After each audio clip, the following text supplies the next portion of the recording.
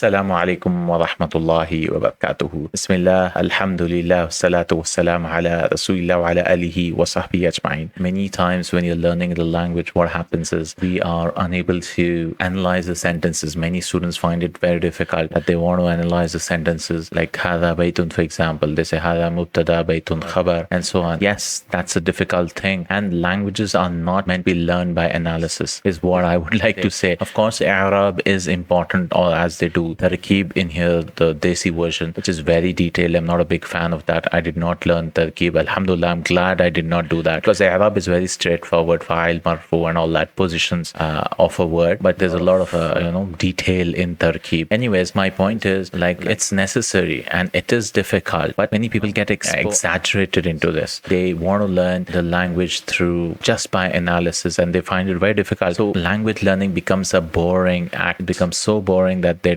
want to quit. Well, it's not necessary, right? Especially as a beginner, do basic stuff. And if you don't understand the analysis, it is not necessary. So what is necessary then? Meaning is paramount. Meaning is the thing which you have to focus on, right? Meaning is when you read a sentence, you understand the meaning or not. Like in English, right? We understand the sentences, but we don't go analyzing words, right? If you want to take an example, is by taking the example of driving a car. Like when you drive a car, you're learning how to drive a car. I mean, you might know some things about the engine when the car shuts down or whatever, but you don't know everything about the engine because you're learning how to drive a car. You're not learning how to become a mechanic, right? Because mechanics have a separate role. Similarly, for learning a language, what's your goal? If your goal is to become a mechanic, is to become a grammarian, that is fine. You want to become a nahwi, then it's fine. But for most of us who are starting, we just want to understand the Quran. We just want to understand the hadith. So what should we do? Our goal should be meaning. Our focus should be on the meaning. Like, are we able to understand the sentence or not? Yes, we go into Arab, but when the car breaks down, when you don't understand anything and we don't have the translation of it, and we want to see what does it mean? Is it fa'il? Is it the doer of the action? Or is it maf'ul? Is it receiving the action? Is it telling us time or place or what? That time it helps us,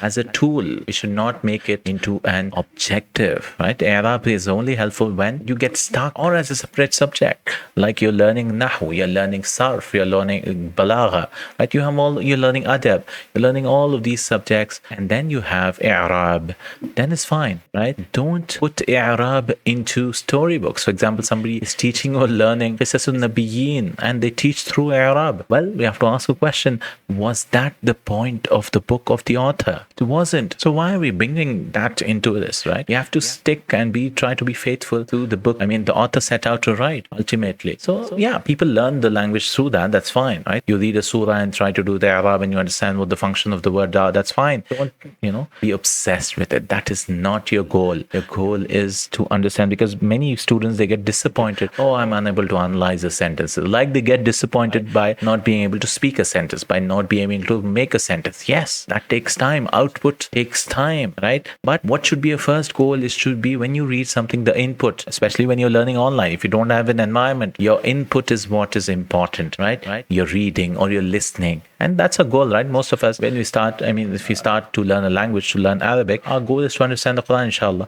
So that should be focused, right? We are focusing on that. We are not writing or learning the language to write an essay or write a book in Arabic as of now. And inshallah, in the future, maybe. If that is a goal, yes, you need to practice a lot of writing. You need to start writing stuff and all that. But what I want to say, don't be obsessed with just one part of a grammar. That is why I keep saying Medina Books is the best, because it has applied grammar. It introduces grammar. It uses grammar, but it doesn't delve into it. How do you say? It doesn't just like focus on that and nothing else. No, it teaches a rule, alas, and then you start applying it. It's applied grammar. You learn B, there's a kasra after it, and it keeps using for the next of the book, right? So even if you forget the rule, what happens is you'll be like, it's a mistake. If somebody reads it like fil baita, for example, you'll be like, there's something wrong. It should be fil baiti. Like in English, right? We're just used to stuff. If somebody says, I has a book, for example, it's a mistake, but I might not be able to tell why. I can say it should be I have a book or I had a book, something like that, right? I'm not an English expert, but I'm just saying, I has a book is a mistake. We can say he has or she has, but